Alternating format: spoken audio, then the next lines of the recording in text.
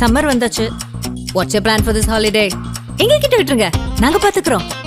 VGT Holidays. GT Holidays, South India's #1 travel brand. Delivering smiles all around the professional careers. Reach us to reach them. தளபதியோட தளபதி ஆதவ அர்ஜுனா அவர் வந்து வில்லிவாக்கம் தொகுதியில் நிற்கிறாரு. So அவரையும் எதிர்த்து நிற்கிற ஒரு நபர் பார்த்தீங்கன்னா அவர் வந்து வயசில் கம்மியானவங்க இருக்காரு. செல்வாக்கு எந்த அளவுக்கு அப்படின்னு கேட்கும்போது இரண்டாக சொல்கிறாங்க. சஸ்பென்ஸாகவும் சொல்கிறாங்க, இல்லை ஷுவராகவும் ஒரு வாய்ப்பு இருக்குது அப்படின்னு சொல்கிறாங்க.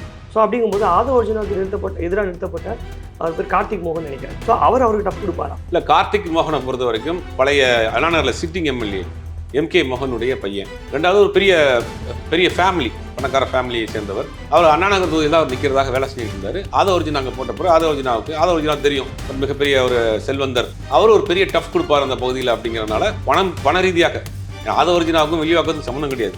ஃபினான்சியலாக ஒரு டஃப் கொடுப்பாரு. சார் இன்னொரு விஷயம் என்ன சொல்கிறாங்கன்னா, தாவேக்காவில் முக்கியமான நபர்கள் நிற்கக்கூடிய எல்லா இடங்கள்லையும் வந்து சாதாரண வேட்பாளர்கள் அல்லது லோக்கலில் தெரிஞ்ச முகங்களை மட்டுமே போடுறாங்க, அது மட்டுமே போதாது அப்படின்னு சொல்கிறாங்க. வெயிட்டேஜ் கம்மியாக இருக்குது. ஸோ அப்படிங்கும்போது ஈஸியாக இவங்களுக்கு தான் களம் சாதகமாக இருக்கும் அப்படின்னு சொல்கிறாங்களே.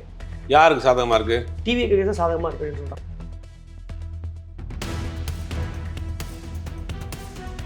ஆகாயம் தமிழ் நண்பர்களுக்கு அன்பு வணக்கம். நம்முடன் மூத்த பத்திரிகையாளர் திரு சுபைர் இருந்திருக்கிறார்.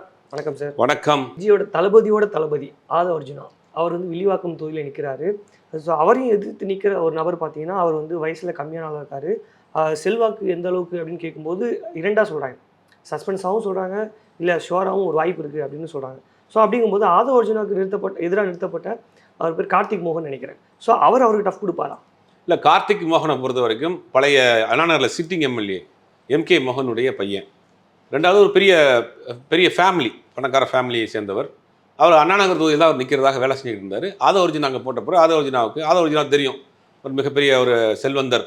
அவர் ஒரு பெரிய டஃப் கொடுப்பார் அந்த பகுதியில். அப்படிங்கிறதுனால பண ரீதியாக ஆதவ அர்ஜுனாவுக்கும் வில்லிவாக்கத்துக்கும் சம்மந்தம் கிடையாது. ஃபினான்சியலாக ஒரு டஃப் கொடுப்பாரு. பணமும் போகுது. ஆமாம். அப்படிங்கும் போது அவரை அங்கே இறக்கியிருக்காங்க. ரெண்டாவது ஒரு ட்ரஸ்ட்லாம் வச்சுருக்காரு கார்த்திக் மோகன். நிறைய ட்ரஸ்ட் வச்சு ரொம்ப நாளாக அந்த மாதிரியான சர்வீசஸ்லாம் பண்ணிட்டு இருக்காரு. அண்ணாநகரில் பண்ணிட்டு இருந்தார். இப்போ அதை அப்படியே கொஞ்சம் எக்ஸ்டெண்ட் பண்ணி வில்லிவாக்கத்துக்கு வந்திருக்காரு. அப்போ ஆதவ அர்ஜுனா பண்ணக்கூடிய அந்த ஃபைட்டுக்கு சரியான ஃபைட் இவர் தான் கொடுக்க முடியுங்கிறதுனால இறக்கியிருக்கிறாங்க. அப்புறம் சபரீசன், உதயநிதி அவர்களாம் ஒரு நெருக்கமாக நட்பில் இருக்கக்கூடிய ஒரு நபர். அதனால் நமக்கு நம்பிக்கையான ஒரு நபர், அதே நேரத்தில் கடுமையாக ஃபைட் பண்ணக்கூடிய நபர். அப்படிங்கிறதுனால அவரை செலக்ட் பண்ணியிருக்காங்க. ஆதவ அர்ஜுனாவுக்கு வந்து இந்த தேர்தல் வாழ்வா சாவான்ற ஒரு தேர்தல் அப்படின்ற மாதிரி சொல்கிறாங்க. களத்தை கவனிக்கக்கூடிய நபர்கள். ஒருவேளை ஆதவ் தோத்துட்டாருன்னா அது வந்து அவருக்கு அரசியல் வாழ்க்கையில் பெரிய பின்னடைவு. ஸோ அப்படிங்கும்போது இந்த வெற்றி அவருக்கு ரொம்ப முக்கியமான வெற்றி அப்படின்னு சொல்கிறாங்க. ஸோ இந்த சூழலில் அதை வந்து எப்படியாவது ஜெயிக்கணும் அப்படின்னு ஆதவ் வந்து கடுமையாக போராடுவார். அந்த தொகுதி அவர் கைப்பற்ற வாய்ப்பு இருக்குது அப்படின்னு சொல்லி சில அரசியல் விமர்சகர்கள் சொல்கிறாங்க இல்லையா? இல்லை, அது வந்து திமுகவை பொறுத்த வரைக்கும் திமுக கோட்டை சென்னை, வில்லிவாக்கம் சொல்லி சென்னை மட்டுமே ஒட்டுமொத்தமாக சென்னை வந்து கோட்டை தான். ஒரு சில தொகுதிகளை தவிர மீதிலாம் ரொம்ப ஸ்ட்ராங்காக இருக்காங்க. விஜய்க்கு விழுகிற ஓட்டு ஆதவ அர்ஜுனாவுக்கு விழுகுமா? நான் ஏற்கனவே சொன்ன மாதிரி தான். கூட்டணி பலத்தோடு நீங்கள் யாராலும் நிப்பாட்டலாம். அங்கே சிம்பிள் தான் வந்து மெயின் ரோல் ப்ளே பண்ணும். ஆதவ அர்ஜுனா பேசுகிற பேச்சுக்கு மக்கள் ஓட்டு போடுவாங்களா? அவர் ஒரு பொலிட்டிஷியனாகவே இல்லையே, ஒரு பொலிட்டிஷியன் மாதிரியே பேசலையே அவர். ரெண்டாவது அவருக்கு என்ன பேக்ரவுண்ட் இருக்குது? ஆதவ அர்ஜுனா நமக்கு எவ்வளோ நாளாக தெரியும். இதுக்கு முன்னாடி பேராசிரியர் அன்பழனுடைய பையனை நிப்பாட்டிருக்காங்க. அந்த குடும்பம் பேர் இருக்குது, உதயசூரியன் ஒரு சிம்பிள் இருக்குது. அதனால் அவருக்கு போடுவாங்க. இப்போ இந்த மாதிரி வந்து போட்டிருக்காங்க. திமுகங்கிற ஒரு சிம்பிள் அங்கே பதிஞ்ச ஒரு சிம்பிள் இருக்குல்ல, அதை தாண்டி ஆதவ அர்ஜுனாங்கிறது ரொம்ப கடுமையாக இருக்கும். பட் வெற்றி பெறதுக்கான வாய்ப்புகள் ரொம்ப ரொம்ப குறைவு தான். ஸோ ஒருவேளை கார்த்திக் மோகனால் ஜெயிக்க முடியும்னா என்ன காரணத்துக்கு அவர் ஜெயிக்க முடியும்னு சொல்கிறீங்க? திமுக தாங்க. உதயசூரியன், கூட்டணி கட்சிகளுக்கான பலம், கம்யூனிஸ்டுகள் இருக்குது, காங்கிரஸ் இருக்குது, விடுதலை சிறுத்தைகள் இருக்குது. கூட்டணி கட்சிகளுக்கான பலம் நீங்கள் பாருங்கள், பிரச்சாரத்துக்கு மட்டும் பாருங்கள். எத்தனை ஒரு கட்சிக்கு 10 நிர்வாகி வந்தால் கூட போதும், அது ஒரு பெரிய கூட்டமாக சேர்ந்துடும். பாருங்கள் எவ்வளோ களம் சூடு பிடிக்க போகுதுன்னு பாருங்கள். அனைத்து கட்சி தலைவர்கள் ஒரே மாதிரி நிற்க போகிறாங்க. அதுவே ஒரு பெரிய வெற்றி, முதல் வெற்றி. அது மக்கள் அதானே பார்ப்பாங்க. மதசார்பற்ற ஒரு கூட்டணி அப்படின்னு பார்க்குறப்ப அதுக்கு யாரெல்லாம் நிற்கிறாங்க, அந்தந்த தலைவர்களுக்கு அந்தந்த கட்சிக்கான ஒரு அங்கீகாரம் இருக்குல்ல, ஒரு நம்பகத்தன்மை இருக்குல்ல. இத்தனை பேர் சேர்ந்து ஒரு விஷயத்தை பேசுகிறப்ப அதுக்கான எஃபெக்ட் எப்படி இருக்கும்? ராகுல் காந்தி வர்றாரு, ராகுல் காந்தி பேசுகிறாரு, ஸ்டாலின் பேசுகிறாரு, டெல்லியிலேருந்து வந்தக்கூடிய கம்யூனிஸ்ட் தலைவர் டி ராஜா பேசுகிறாரு, பிரியங்கா காந்தி பேசுகிறாங்க, திருமாவளவன் பேசுகிறார். இத்தனை தலைவர்கள் ஒரே மேடையில் ஒரு கருத்தை சொல்கிறப்ப அது எந்த அளவுக்கு போய் சேர்க்கும்? ஒவ்வொரு பகுதியிலும் அந்த கட்சி நிர்வாகிகள் எவ்வளோ பேர் இருப்பாங்க? இப்போ பிரச்சாரத்துக்கு எத்தனை பேர் வருவாங்க, அந்த கட்சிகளுக்கான ஓட் பேங்க் எவ்வளவு, இதெல்லாம் இருக்குல்ல. இதெல்லாம் கால்குலேட் பண்ணி பார்க்குறப்ப திமுகவுக்கான பெர்சன்டேஜ் வந்து எங்கேயோ இருக்குது. இதெல்லாம் மீறி இதெல்லாம் உடைச்சு வந்து பேசணும். இப்போ திமுகவுக்காக இத்தனை பேர் பேசுகிறாங்க இந்த பகுதியில். ஆதவர்ஜனாக்க யார் வந்து பேசுவா? ஆதவர்ஜனா மட்டும்தான் பேச முடியும்.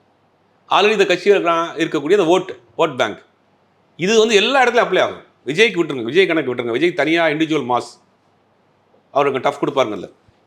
இந்த மற்ற தொகுதிகளுக்கெல்லாம் அந்த கூட்டணி கட்சிகளுக்கான பலம், கூட்டணி கட்சிகளுக்கான நிர்வாகி, கூட்டணி கட்சிகளுக்கான ஓட்டு இது பெரிய லெவலில் போகணும். ரெண்டாவது மக்கள் மத்தியில் ஒரு வலுவான கூட்டணிக்கு ஓட்டு போடணும். என்னுடைய ஓட்டு வேஸ்ட் ஆகிடக்கூடாதுன்னு நினைப்பாங்க. ஜெயிக்கிற கூட்டணிக்கு ஓட்டு போடும், அது ஒரு 10% மேலே விழுவும். இதெல்லாம் அவங்களுக்கு ஒரு பெரிய ப்ளஸ்ஸாக இருக்கும். இதுதான் கால்குலேட் பண்ணி பார்க்குறப்ப விஜயை தவிர மீது எல்லாருக்குமே பயங்கர டஃப் தான்.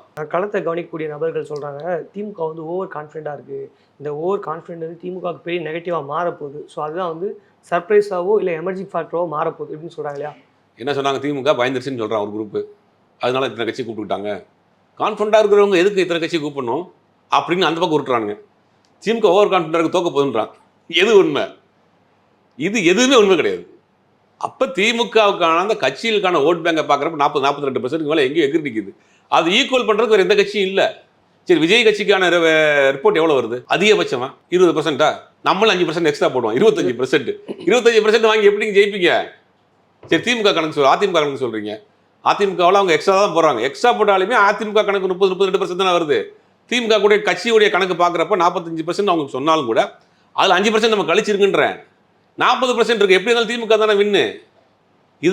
இதுதான் வந்து கள யதார்த்தம். இது என்ன சொல்கிறாங்க ஒரு சில பேர் பிடிக்காத என்னென்ன உறுத்துறாங்கன்னா, திமுகவுக்கு இந்த மட்டும் தோல்வி பயங்க, அதாவது தேமுதிக கொடுத்துருக்கு, காங்கிரஸ் கேட்ட தொகுதியெல்லாம் கொடுத்துருக்கு, போகிற வரவங்களாம் கட்சியில் சேர்க்குறாங்க, தோல்வி பயம் வந்துருச்சுங்க அப்படின்னு ஒரு பக்கம்.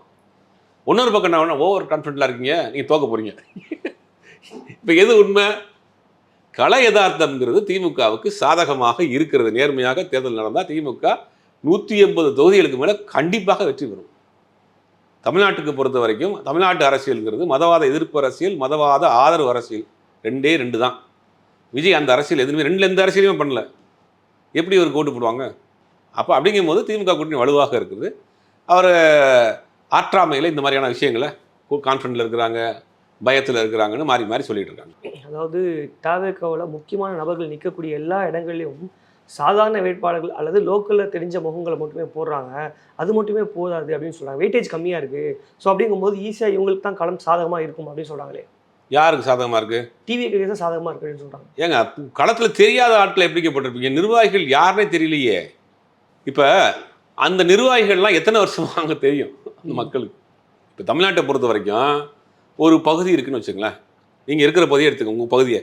அந்த பகுதிக்குள்ளே ஒரு அரசியல் இருக்குது, அந்த பகுதிக்குள்ளே ஒரு சமூகம் இருக்குது. அந்த சமூகத்தை ரெப்ரசன்டேட்டிவாக 2 கட்சியான இருப்பான். திமுகவில் இருப்பான், அதிமுகவில் இருப்பான். அவன் அந்த பகுதியில் இருக்க எல்லாருக்கும் சொந்தக்காரன் இருப்பான். மாமா, மச்சான், சித்தப்பா, அக்கா, அத்தைன்னு சொந்தக்காரன் இருப்பான். இவன் ஏதாவது பிரச்சனை வந்தால் அவனுக்கு 2 பேர் தான் போய் நிற்பான் முதல்ல. இது எத்தனை வருஷம் பண்ணிகிட்டு இருப்பான்? 50 வருஷம் பண்ணிகிட்டு இருப்பான். நீங்கள் ஓட்டு கேட்டு போகிறப்ப நீங்கள் 2 பேரையும் மீறி தான் உள்ளே போகணும். அது எப்படி உங்களுக்கு வந்து ஈஸியாக இருக்கும்? அவ்வளோ ஈஸியாக இருக்கும். களத்தை போட்டு வச்சுக்காங்களா 50 வருஷமா? உடச்சி நீங்கள் எப்படி போய் அரசியல் பண்ணுவீங்க? எப்பா நம்ம வாசப்பள்ளியே உட்காந்துருக்கான்ப்பா நம்ம சொந்தக்கார பையன். பழக்கப்பட்ட களம் இவங்களுக்கு புது களம். களம் புதுசுங்கிறது ஒரு விஷயம். அங்கே உள்ளுக்குள்ள மிங்கிலாயில் போய் உட்காந்துருக்கான். வீட்டுக்கு போவான், வேட்பாளர் கொண்டு, சித்தி நம்ம சொந்தக்கார தான் ஓட்டு போடுங்கம்மா, மாமா ஓட்டு போட்டுருமா, ஏன்னா 5000 ஓட்டு போடுங்கம்மா. இவன் யாரை கூட்டு போய் சொல்லுவான் அப்படி இன்ட்ரடியூஸ் பண்ணுவான். ஒரு ரெவல்யூஷன் நடந்தால் மட்டும் சரி. ரெவல்யூஷன்லாம் எதுக்கு நடக்கணும் தமிழ்நாட்டுக்கு? ரெவல்யூஷன் வந்து இந்தியாவுக்கு நடக்கணும். தமிழ்நாட்டுக்கு எதுக்கு ரெவல்யூஷன் நடக்கணும்? 4% இருந்தால் கூடிய இந்தியா தமிழ்நாட்டினுடைய பொருளாதாரம் 11% நடந்திருக்கு. இதுக்கு என்ன ரெவல்யூஷன் வேணும்? பெண்கள் அதிகம் வேலைக்கு போகக்கூடிய மாநிலம் முதல் மாநிலமாக இருக்குது, இதுங்க ரெவல்யூஷன் வேணும்?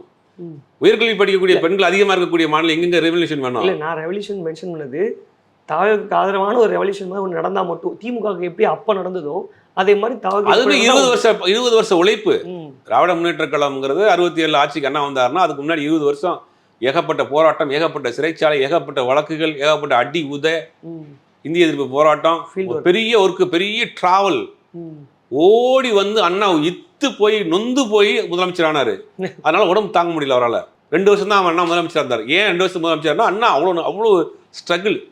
நேர காலம் பார்க்காம, தூக்கம் இல்லாமல், சாப்பாடு இல்லாமல், ஊருக்கு போய் கத்தி, ஊருக்கு போய் பிரச்சாரம், அடி உத, போலீஸு, கேஸு.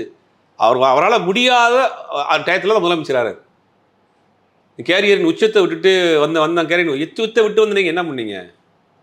கேரியரின் உச்சத்தை விட்டு வந்து என்ன பண்ணியிருக்கீங்க? முதல்ல 4 நாள் வெளியே வந்திருக்கீங்க. இது வரைக்கும் கட்சி ஆரம்பிச்சு 3 வருஷத்துல மொத்தம் 10 மீட்டிங் வந்திருக்கீங்க.